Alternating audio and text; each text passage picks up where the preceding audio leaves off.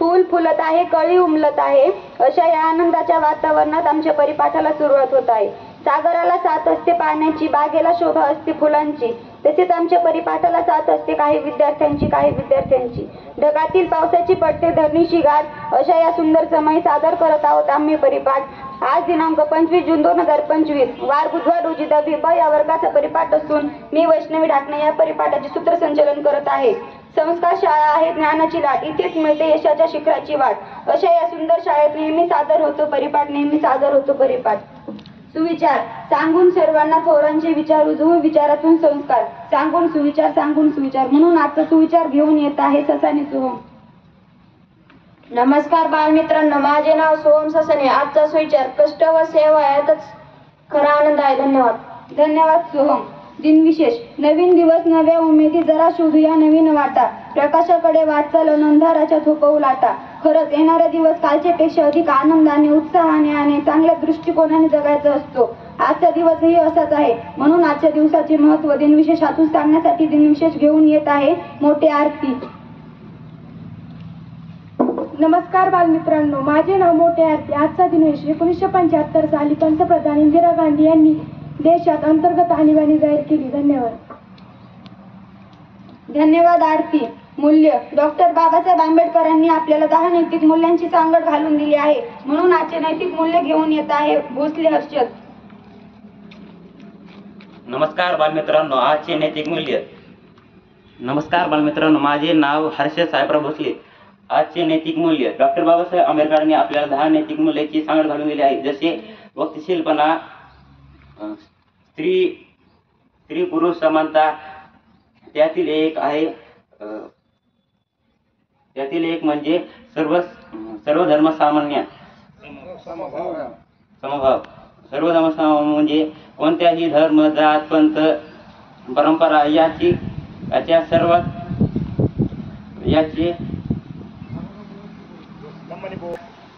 यांचा तिरस्कार. धन्यवाद बालमित्रांनो.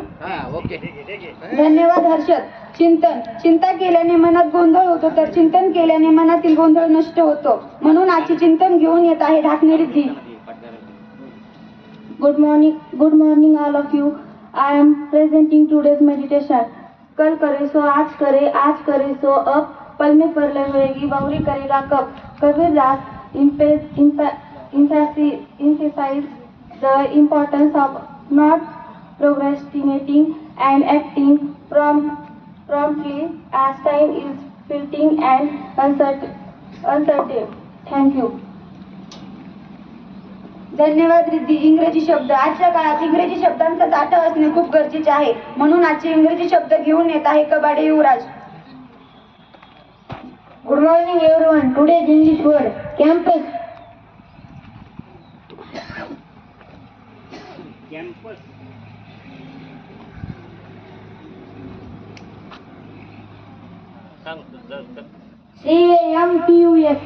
कॅम्पस म्हणजे परिसर. रेअर.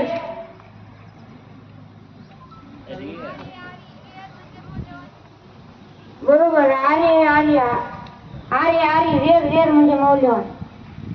थँक्यू. धन्यवाद युवराज. जिस प्रकार हमें अंधकार में चलने के लिए प्रकाश की आवश्यकता होती है, उसी प्रकार ज्ञानपूर्ण जीवन जीने के लिए हमें बुद्धि की आवश्यकता होती है. उसी प्रकार गार्गी आदित्य आज का सामान्य ज्ञान लेकर आ रही है. सभी छात्रों को मेरा प्रणाम. मेरा नाम आदित्य कृष्णा तारगे है. 5वीं कक्षा के लिए पहला सवाल. राष्ट्रगान गाने के लिए कितना समय लगता है? कितना समय लगता है बोलो. 52 सेकंड. ये जवाब सही है. 7वीं कक्षा के लिए दूसरा सवाल. डॉक्टर कलाम यांचे बालपण इस पाठ के लेखक कौन है?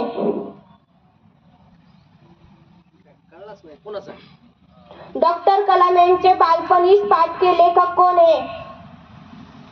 डॉक्टर कलाम पाठाचे लेखक कोण?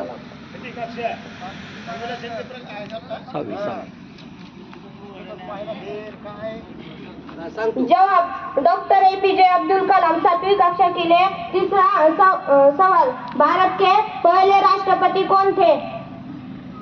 राष्ट्रपति. 7वीं. हे जवाब सही है। 8वीं कक्षा के लिए चौथा सवाल, शरीर के किस अंग में खून नहीं होता?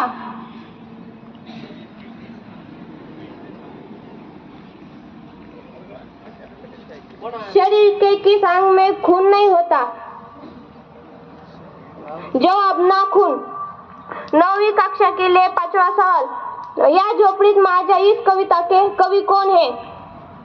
9वी साठी रद्दी. अरे काय रद्दी होऊन बसली बेटा ही. या झोपडीत माझ्या इस कविता के कवि कौन है? किसे सांग किसे. तुकडोजी महाराज माहित नसत का? चूक. तू सांग.